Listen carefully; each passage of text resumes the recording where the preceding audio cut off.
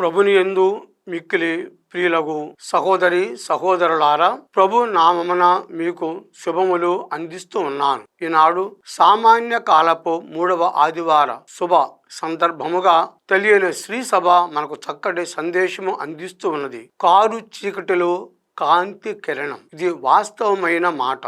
మన జీవితము అన్ని వేళలా చీకటి వెలుగుమయముగా, లోతు పల్లములమయముగా, సంతోషము దుఃఖమయముగా సాగుతూ ఉంటుంది. ఆదికాండ ఆరంభములో చూసినట్లయితే విశ్వమంతా గాఢాంధకారముతో నిండి ఉన్నది. అటువంటి జలములపై దేవుని పరిశుద్ధాత్మ గుండ్రముగా తిరుగాడుతూ ఉన్నది. అటువంటి సందర్భములో దేవుడు పలికిన తొలి పలుకులు వెలుగు కలుగును గాక అని. అది వాస్తవమైన మాట. ఎప్పుడు గాఢాంధకారం ఉంటుందో మనకు వెలుగు అర్థమవుతూ ఉన్నది. యేసు ప్రభు చక్కగా మనకు తెలియపరిచి ఉన్నారు. యోహాను శుభవార్త 8వ అధ్యాయము 12వ వచనమున లోకమునకు వెలుగును నేనే అని. మరి ఈనాడు మనం ఆలకించే సువార్త పఠనములో ప్రత్యేకంగా చూసినట్లయితే జబూలూను నప్తాలి ప్రాంతములు, గలిలయ సరస్సు తీరము, యోర్దాను నదికి ఆవలి దిక్కు అందు నివసించు గలిలయ సీమయందు అంధకారమున నివసించు ప్రజలు గొప్ప వెలుగును చూచిరని. అంటే దైవ కుమారుడు యేసు ప్రభు ఈ లోకమునకు వెలుగు. వారు పలికిన పలుకులు ప్రత్యేకంగా మత్తయి శుభవార్త 5వ అధ్యాయము 14-15 వచనమున మీరు లోకమునకు వెలుగని. ఆ ప్రభువు నుండి మనం వెలుగును పొందాలి. ఈ రోజున ప్రత్యేకంగా మనం 2 ముఖ్య అంశాలు మనం ధ్యానిస్తూ ఉన్నాం. కారు చీకటిలో కాంతి కిరణం, అదేవిధంగా ప్రభు తన శిష్యుల్ని ఎన్నుకోవటం అనేది. తన పరిచర్యలో తాను మాత్రమే కాకుండా దైవ చిత్తానుసారముగా శిష్యులను ఎన్నుకోవటం అనేది. ఇది వాస్తవమైన మాట. తనలో ఏది ఉంచుకోకుండా తను ఏమి కలిగి ఉన్నాడో తండ్రి చిత్తానుసారముగా తను ఎన్నుకున్న శిష్యులు కూడాను అది పంచిపెట్టి ఉన్నారు. అది ప్రభు యొక్క ప్రత్యేకత. ప్రత్యేకంగా ప్రభు బెస్తవారిని ఎన్నుకోవటం అనేది మనం చూస్తూ ఉన్న ఆరంభములో తాను గలిలయ ప్రాంత తీరంలో సంచరించుచుండగా బెస్తలైనటువంటి సిమోను, తన సహోదరుడు అంద్రెయ, అదేవిధంగా జబదాయు కుమారులైనటువంటి యోహాను, యాకోబులను ప్రభు మొట్టమొదటగా తను పలికిన సందేశము కూడాను కాలము సంపూర్ణమైనది, దేవుని రాజ్యము సమీపించినది, హృదయ పరివర్తన చెంది సువార్తను విశ్వసింపుడు అని. బాప్తిస్మిచ్చే యోహాను వారు కూడాను అదే సందేశం ఇచ్చి ఉన్నారు. అవును, కాలము పరిపక్వమైనటువంటిది. సమయము వచ్చినప్పుడు తప్పనిసరిగా అది జరిగి తీరుతున్నది. ప్రతి దానికి సమయము ఉంటూ ఉన్నది. ఈ రోజున ప్రభు ప్రత్యేకంగా యోర్దాను నదిలో స్నానం పొందిన తర్వాత పరిశుద్ధాత్మ చేత ఎడారికి నడిపింపబడి ఆ ఎడారి నుండి వచ్చి ఆయన ఆత్మబల సంపన్నుడై పలికిన పలుకులివి. ఆత్మబల సంపన్నుడై ఎంతో శక్తివంతంగా ఉన్నారు ఆత్మలో ప్రభు. అటువంటి ప్రభు ఈనాడు పలుకుతూ ఉన్నారంటే ఎంత ముఖ్యమైన సందేశము. కాలము పరిపూర్ణమైనటువంటిది. కాబట్టి మనం ఏం చేయాలా? హృదయ పరివర్తన చెందాలా. ప్రభు తెలియపరిచి ఉన్నారు. మత్తయి శుభవార్త 5వ అధ్యాయం 8వ వచనమున నిర్మల హృదయులు ధన్యులు, వారు దేవుని దర్శింతురు అని. హృదయ శుద్ధి గలవారు ధన్యులు, వారు దేవుని దర్శింతురని. మనందరం పడిపోతూనే ఉన్నాం. నోరు జారినటువంటి వారు, కాలు జారినటువంటి వారు ఈ లోకములో ఎవరూ లేరు. పాపాత్ముడు పడిపోతూ ఉన్నాడు, పుణ్యాత్ముడు పడిపోతూనే ఉన్నాడు. పాపాత్ముడు పడి లేగటం లేదు, పుణ్యాత్ముడు మాత్రం పడి లెగుస్తూ ఉన్నాడు. అదే ప్రత్యేకత. ప్రభు ఆశించేది కూడాను పరితాపము చెందాలి. అంటే దాంట్లో ముఖ్యమైన 3 భాగాలు ఉన్నాయి.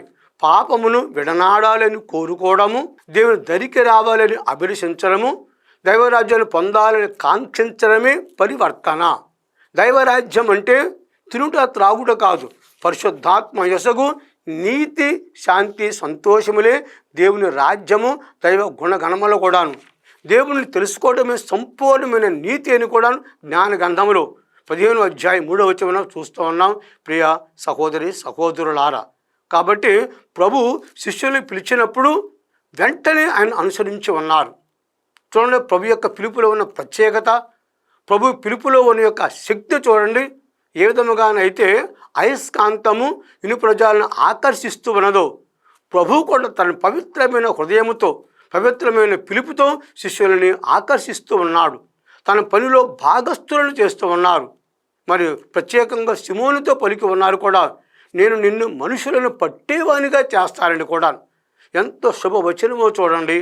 కాబట్టి మన జీవితంలో ఆ ప్రభు నుండి వెలుగు పొందాలి, ఆ ప్రభుని అనుసరిస్తూ ఉండాలి.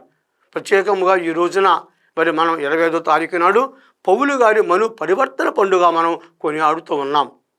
అపోస్తల 9వ అధ్యాయం చూసినట్టయితే కూడాను దమస్కు నగరానికి మరి సౌలు గారు ఎంతో వేగముతో ఎంతో హుషారుగా వెళ్తూ ఉన్నాడు.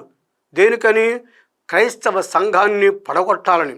తను యూద మతస్థుడు. ఆయన గమనికను శిక్షణ పొందినటువంటి వాడు. యూద మతం అంటే ఎంతో అభిలాష కలిగినటువంటి వాడు. కాబట్టి ఎక్కడ క్రైస్తవులు ఉండకూడదు అంటే ఉండకూడదు అని ఆయన శిలా శాసనంగా స్వీకరించి వెళ్ళే సందర్భముగా దేవుడు ఆయన ఎదుర్కొంటున్నాడు. దేదీప్యమానమైన జ్యోతితో, దేదీప్యమానమైన కాంతితో ఆయన కలుస్తూ ఉన్నాడు.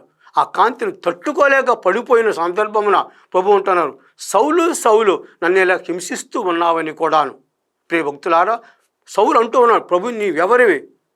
నీవు హింసించే నజరేయుడగు యేసును నేనే అని. ప్రభు ఆయన ప్రత్యేకముగా ఎన్నుకుంటున్నాడు. ఆయన దేనికని? రాజుల కోసమని, అన్యుల కోసమని, ఇశ్రాయేలుల కోసమని ప్రత్యేకముగా ఎన్నుకుంటున్నాడు. ఆయన మరలా దృష్టిని పొంది ఉన్నాడు. అననీయ చేతులు పెట్టి ప్రార్థన చేయటం ద్వారా ఆయన పాత దృష్టి పోయి క్రొత్త దృష్టి అయినాడు. ఆయన షష్ఠ అయిపోయినాడు.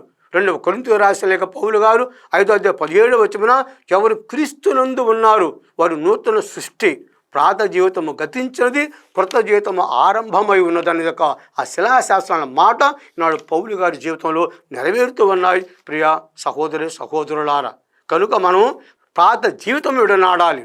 23వ కీర్తన 4వ వచనం చూసినట్టయితే, గాఢాంధకారమున పయనించినప్పుడు ప్రభు నేను ఎట్టి అపాయమునకు భయపడను, ఎందుకనగా నీవు నాకు తోడుగా నుందువు, నీ బడితయు నీ కోలయు నన్ను కాపాడుచుండని. ఎంత చక్కటి వచనమో చూడండి కూడా.